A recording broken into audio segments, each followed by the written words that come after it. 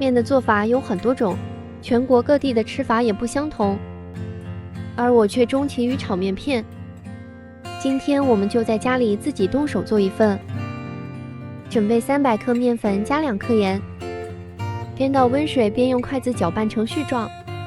最后呢，我们用手给它揉成光滑的面团，盖上保鲜膜给它松弛20分钟。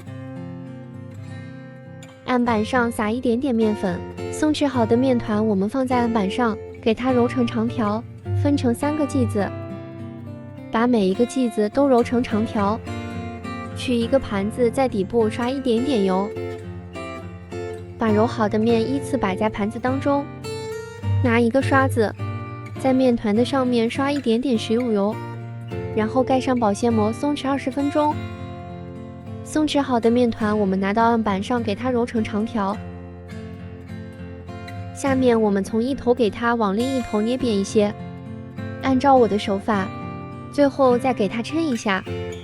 记得不要抻得太薄或者是太细了，因为我们做的是炒面片。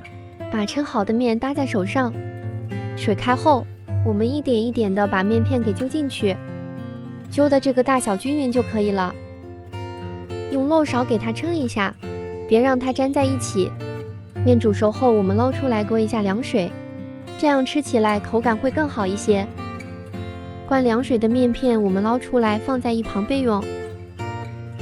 我准备的配菜是西葫芦、蒜苔、西红柿、牛肉。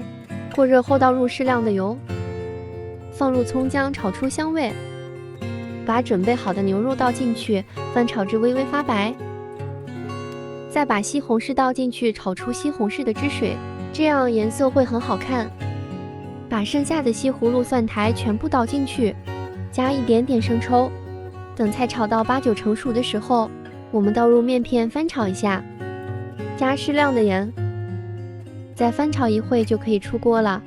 如果喜欢吃醋的，也可以倒一点点醋。我还是先来尝一下吧。如果想要面片吃得更香，我们可以搭配上大蒜。大蒜搭配上面片简直不要太好吃啊！你想吃吗？想吃你也来试试吧。